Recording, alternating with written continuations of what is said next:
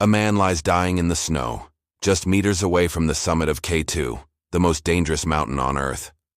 Dozens of climbers pass by, their headlamps flickering like a river of light, each stepping over his motionless body.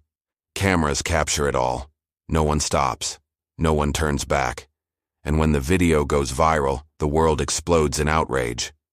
But what if the story you saw wasn't the whole truth? What if behind that one frozen image, there were hours of desperate struggle, confusion, and impossible choices made in air so thin you can barely think, let alone breathe?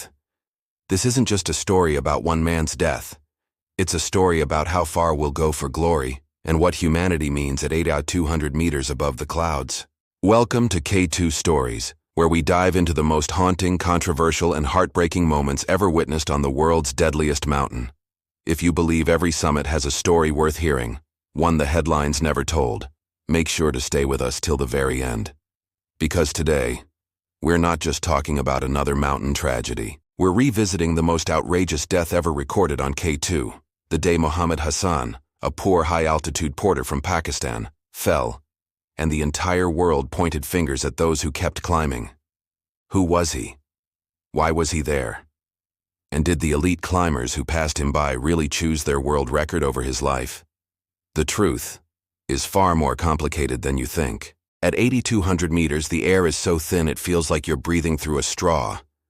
The wind screams like a living thing, ripping at the ice walls and throwing shards of frozen snow against your goggles. Up here, even the strongest climbers are stripped bare, every breath, every step, a fight to stay alive.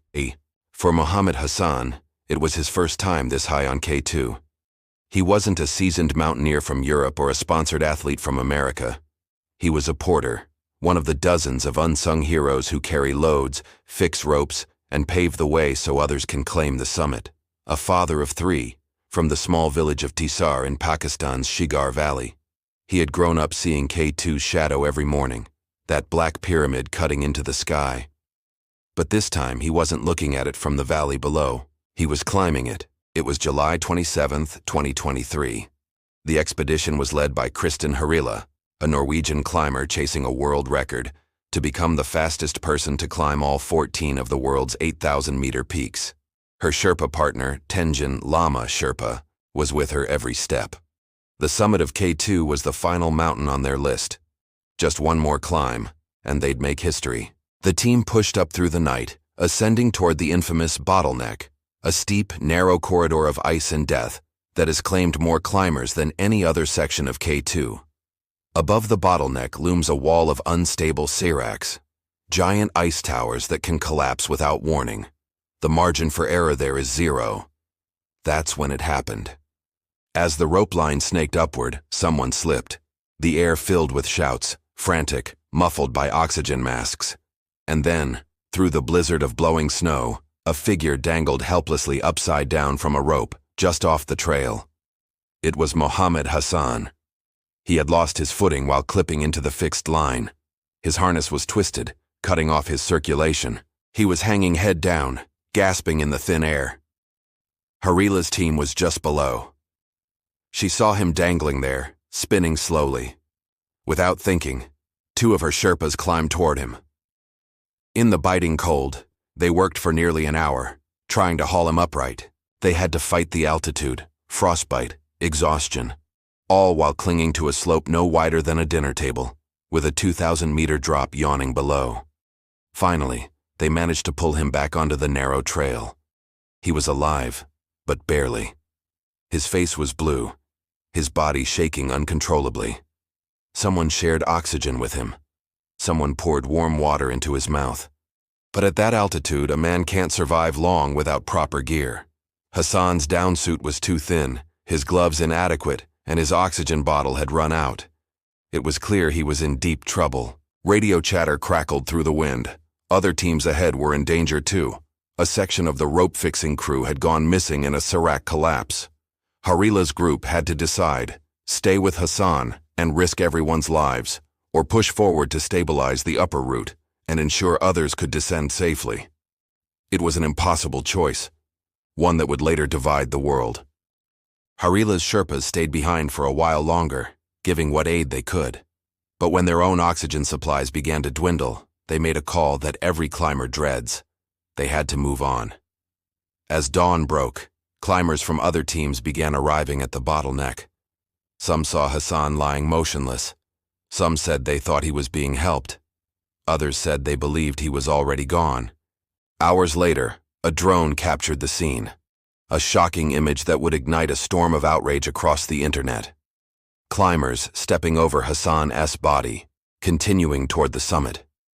At the time, no one knew that footage would go viral. No one knew that what they saw in those few seconds would spark one of the biggest ethical controversies in modern mountaineering. Because on that morning, as more than 100 climbers streamed past the dying porter on their way to glory, the world below had no idea what was really happening in the death zone of K2. They were focused on history being made, not on a man dying in the snow. And yet, hours later, when the record was announced and the footage hit social media, history and humanity would collide in a way the climbing world would never forget. When the first clips surfaced, they spread like wildfire. A drone shot, crisp, horrifying, silent. A long line of climbers inching across the bottleneck like tiny black ants. And in the middle of that narrow ice path lay a motionless figure, face up, arms frozen. The climbers stepped over him, one after another, barely glancing down. No sound, no context, just a body, and a world ready to judge. By the time the video reached social media, captions had already written the story. They left him to die. A porter's life is worth less than a record. Humanity is dead on K2. In less than 24 hours, major news outlets picked it up. BBC, CNN, The Guardian, Reuters, all running the same shocking headline. Porter left to die while record-breaking climbers push for summit. Kristen Harila's name was everywhere. Once celebrated as a symbol of strength and determination, she was now being called heartless. Comment sections turned into battlefields. Some accused her of sacrificing a man's life for fame. Others defended her, saying no one could understand the reality of the death zone unless they had been there. For Harila, it was like being crushed twice, once by the mountain and again by the world. In an interview days later, her voice trembled as she spoke. It was a very, very tragic accident on the mountain. We feel so sorry for Hassan and his family. But what the footage doesn't show is the hours we spent trying to save him. She claimed that she and her team had reached Hassan moments after he fell, that her Sherpas had risked their own lives to pull him back up, to give him oxygen, to pour warm water into his mouth. We stayed with him for nearly 2 hours, she said. Then we heard on the radio that another team ahead was in danger. We had to make a choice. But by then, public outrage had already chosen its villain. On social media, people posted side-by-side photos, Hassan lying in the snow and Harila holding her world record certificate. They didn't want explanations. They wanted accountability. To them, this wasn't about altitude or oxygen or impossible decisions. It was about morality. About how someone could look at another human being dying and still climb past him. Even other climbers weighed in. 2 Austrian mountaineers, Wilhelm Steindl and Philipp Flemmig, who had turned back early due to dangerous conditions, spoke to the media after reviewing their drone footage. We could see Hassan being treated by one person while everyone else is pushing toward the summit, Steindl said. Such a thing would be unthinkable in the Alps. He was treated like a second-class human being. If he had been a Westerner, he would have been rescued immediately. Those words hit like a thunderclap. Suddenly, this wasn't just a tragedy. It became a symbol. A question about inequality in mountaineering. About how Western climbers rely on local porters to carry their loads, fix their ropes, and risk their lives for someone else's glory. For many, Mohammed Hassan became the face of a harsh truth the climbing world didn't want to face. Back in Pakistan, his family was heartbroken. He left behind a wife and 3 children. He was 27 years old. A poor man chasing opportunity, the chance to earn enough money for his family's future. He had never climbed higher than Camp 2 before, but this season, the demand for porters was high. The pay was better than any job in his village, so he said yes. He borrowed equipment from other climbers. His downsuit was thin. His boots were old. His oxygen setup was second-hand. But for him, it was enough. He believed that if he reached the summit, he'd earn respect, and maybe a bit more money for his family. He didn't know that this mountain, the Savage Mountain, would take his life and turn it into a global debate. As the storm of outrage grew, Harila and her team went silent. Critics demanded an investigation. The Pakistani government launched a review into the incident, asking why Hassan, a porter, had been sent so high without proper gear or training. The mountaineering community split in two, those who condemned the climbers and those who defended them, citing the deadly realities of the death zone. The truth, it seemed, was buried somewhere deep beneath the snow, between what the world saw and what really happened that day on K2. Because high above the arguments and headlines, the mountain stood silent, unmoved, unforgiving. At 8,200 meters, the air holds no morality. It doesn't care about politics, outrage, or records. It only takes, slowly, brutally, from anyone who dares to stand on its slopes. And yet, amid the chaos, whispers began to surface. Details that didn't fit neatly into the story the world had accepted. Some climbers who had been there said Hassan was alive long after the first teams passed him. Others said they saw Sherpas tending to him, wrapping him in ropes, sharing oxygen. A few even claimed that when the footage was filmed, the one that went viral, Harila's team was not there. They were already far above, still unaware of what the world would soon see.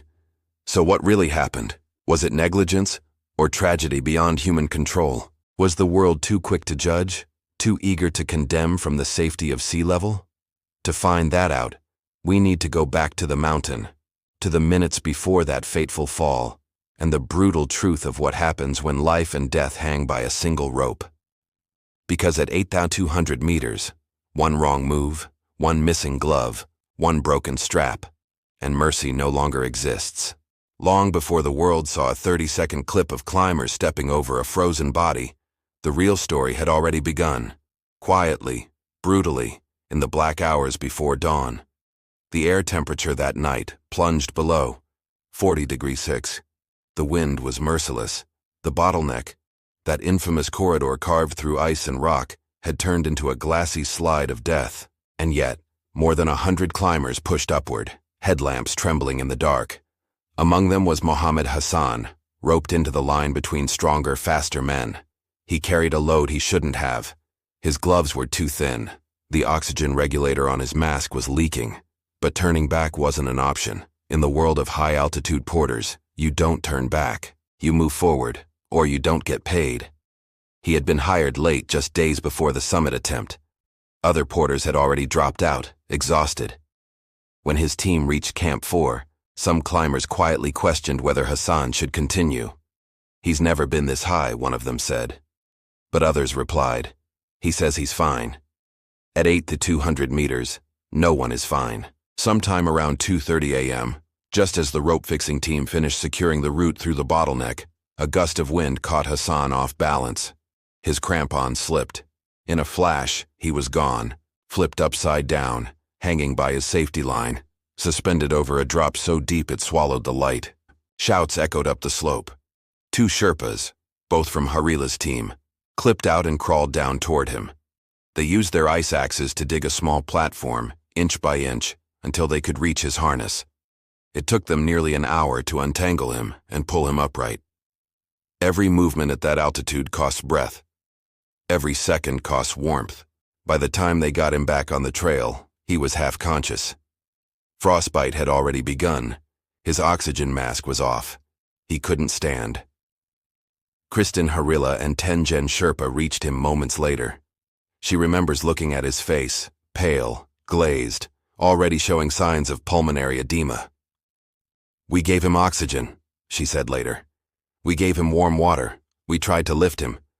But the slope was only wide enough for one person at a time. The wind was picking up again. One misstep could send everyone tumbling into the void." For nearly 2 hours, the Sherpas stayed with Hassan. They clipped an extra rope around him to keep him from sliding, then called for help over the radio. The response came through static.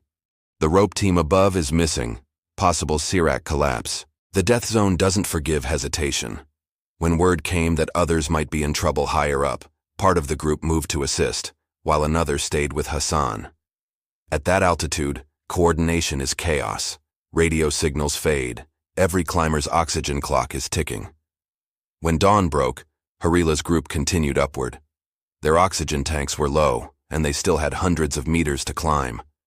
Behind them, a few Sherpas remained beside Hassan, taking turns sharing air from their masks. One of them, later interviewed anonymously, said, "We wanted to carry him down, but it was impossible. The path was too narrow. Even one person trying to drag him would risk everyone's lives." By the time the next wave of climbers reached the bottleneck, Hassan was barely breathing. His hands were frozen stiff, his chest rose and fell slowly, then stopped. A few tried to move him, others whispered prayers as they passed, some simply looked away. Hours later, when the sun rose higher, Wilhelm Steindel's drone captured the scene, that moment that would ignite fury around the world. The camera zoomed out, showing a long human chain, tiny against the white abyss, and there, on the right side of the frame, was Hassan's body, lying in the snow, his red downsuit stark against the ice. The drone didn't show the hours of struggle that came before. It didn't capture the frantic hands, the broken oxygen line, the exhausted Sherpas slumped beside him. It only saw what the lens could see, a single instant of stillness that looked like apathy. Down at base camp, the news began to spread. Some climbers had made the summit. Others hadn't returned. The radios crackled with half-truths. Someone asked, "What happened to the porter?" The answer came quietly. He didn't make it. When Harila descended, she was met with silence and cameras. She had just broken a world record, 14 peaks in 92 days, but her celebration turned into interrogation. Reporters wanted to know how she could smile while a man lay dead on the same slope. She tried to explain. She posted a statement. "We did everything we could for Hassan. I truly believed he was being helped when we moved forward. No one wanted this outcome. But the mountain had already spoken through the image, and the internet had chosen its version of truth." Meanwhile, in the small village of Tisar, Hassan's family waited for news. His wife Fatima prayed he would return. When officials came to her door, she refused to believe them. "He can't be gone," she said. "He promised he'd come home." His eldest son was 7, too young to understand that his father's body would never come down from the mountain. When the news reached national television, donations poured in from climbers around the world. Pakistan's government promised compensation. Kristen Harila herself helped raise over $20,000 for the family. But for many, that gesture came too late to erase the image that had already burned into their minds. And yet, even as the outrage grew, other voices began to emerge. Quieter, but insistent. Guides who were there, Sherpas who had risked their own oxygen to help. Climbers who swore they saw people stopping, kneeling beside the porter, trying in vain to move him. The truth was no longer clear. The world had seen a villain and a victim, but on K2 there were only human beings, terrified, exhausted, trying to survive. And as the days passed, one haunting question remained. If you had been there, at 8,200 meters, with your oxygen running out, your fingers turning black, would you have done any differently? When the climbers finally descended from K2, the storm waiting below was fiercer than anything they had faced on the mountain. The footage had gone viral. Millions of views in hours, tens of thousands of furious comments, and headlines screaming betrayal, hypocrisy, and moral collapse. They stepped over a dying man for glory. The death that shamed mountaineering. A porter's life traded for a world record. For the first time in decades, the entire climbing world, from the Alps to the Andes, found itself under a microscope. What had once been seen as a noble pursuit of human spirit now looked, to many, like a selfish race for fame. And at the center of it all was one name, Mohammed Hassan, a man who had never sought fame, whose dream was simple, to feed his family, to earn enough to send his children to school, had now become the unwilling symbol of everything wrong with modern mountaineering. Kristen Harila landed back in Norway to a wall of cameras and condemnation. She looked exhausted, eyes hollow, face drawn. For days she said nothing. Then finally, she sat down for an interview. "What people saw," she said quietly, "is not what happened. We worked for hours to save him.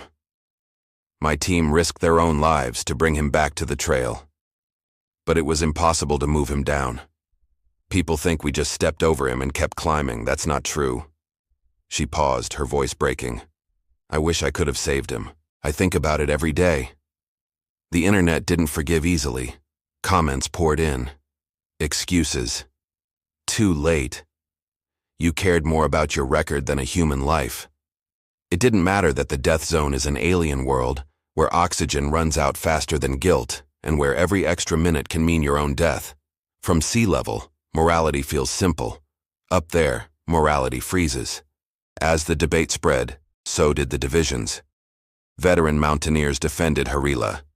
"You can't judge decisions made at 8,000 meters, one said. "Up there, your brain isn't the same. Even small actions take monumental strength. If you stop too long, you die too." Others disagreed. "Climbing has lost its soul," argued an old Sherpa guide. "It used to be about teamwork, not headlines. If one man falls, we all stop. That's what mountaineering meant." The story transcended mountains. It became a global conversation about ethics, class, and inequality, about the Western climbers chasing glory, while local porters risked everything for a fraction of their pay. People asked, why was Hassan even up there? Why was a man with little high-altitude experience sent into the death zone? Who decided his life was expendable? In Pakistan, questions turned into anger. Investigators reviewed permits and logistics. Some officials blamed the expedition company for inadequate safety checks. Others turned their criticism toward the climbers themselves. Harila, realizing the storm wasn't fading, released a detailed statement on her website. "It was not my decision for Hassan to climb that high. He was part of the rope-fixing team, employed by the local outfitter. I trusted they knew what they were doing. We all did." She also revealed that she had donated money to Hassan's family, and that she hoped his death would lead to better conditions and training for Pakistani porters. But again, her words were drowned in the noise. To the public, she was still the woman who climbed over a dying man. Meanwhile, other climbers began speaking out, voices that had been silent during the chaos. A British mountaineer who was part of another team said in an interview, "Everyone's blaming one person, but that's not fair. There were dozens of us on that slope. We all saw him. We all made the same impossible choice. People sitting behind their screens don't understand how close we all were to dying." He described the bottleneck that morning, the wind screaming, the ice cracking under their boots, the constant fear that the serac above could collapse at any second. "If you stop moving in that spot," he said, "you die. It's that simple." His words didn't absolve anyone, but they painted a clearer picture.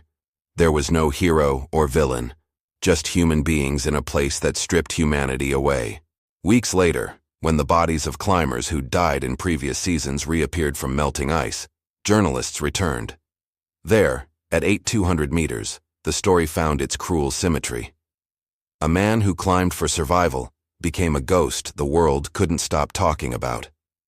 Expeditions began holding memorial moments for him before each climb.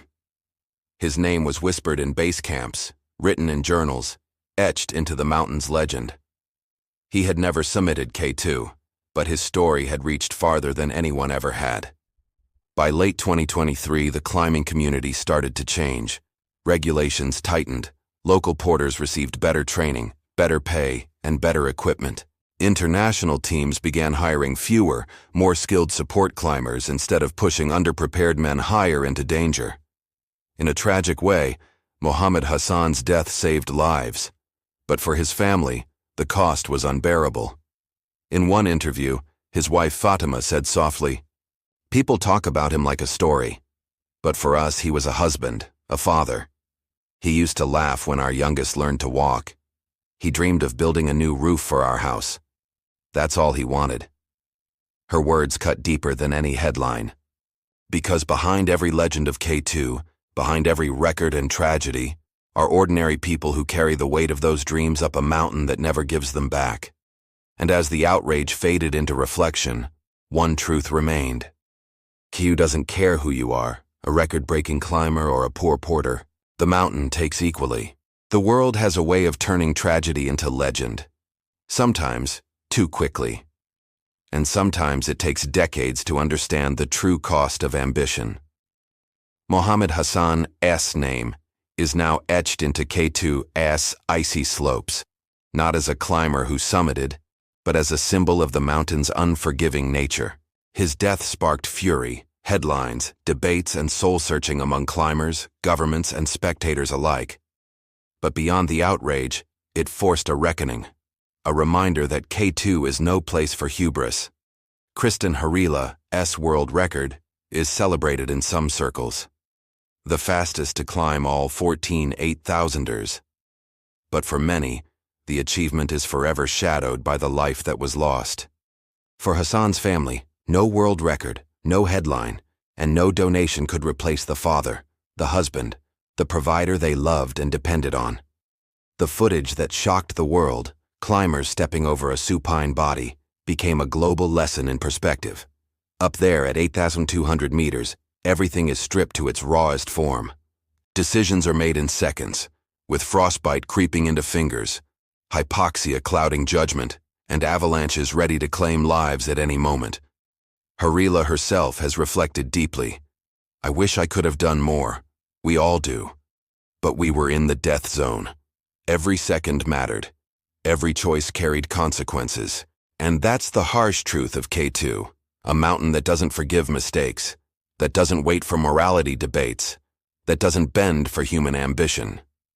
Every year, climbers return, armed with ropes, ice axes, and oxygen tanks, but they carry something more important too: humility, respect, awareness that the mountain doesn't care who you are. Mohammed Hassan's death may have sparked outrage, but it also sparked change. Expeditions now prioritize porter safety, equipment standards have been raised, and climbers increasingly understand the moral responsibility that comes with reaching extreme heights. In the tragedy's aftermath, his life continues to teach lessons that even the world's fastest climbers cannot ignore. As you watch K2 Stories, remember this: the mountain is a mirror. It reflects courage, determination, and obsession, but also vulnerability, inequality, and the ultimate price of ambition. Hassan's story isn't just about tragedy. It's a lesson in respect, preparation, and the humanity we all bring, or fail to bring, to the peaks we chase. So the next time you look at a summit photo or read about a record-breaking feat, pause. Think of those who didn't make it. Think of Mohammed Hassan. Because on K2, there are no second chances, and the consequences are permanent. If you want more stories from the world's deadliest mountains, where triumph and tragedy collide, subscribe to K2 Stories. Hit the bell icon and join us as we uncover the untold truths behind every climb. Every summit has a story. Every story deserves to be heard.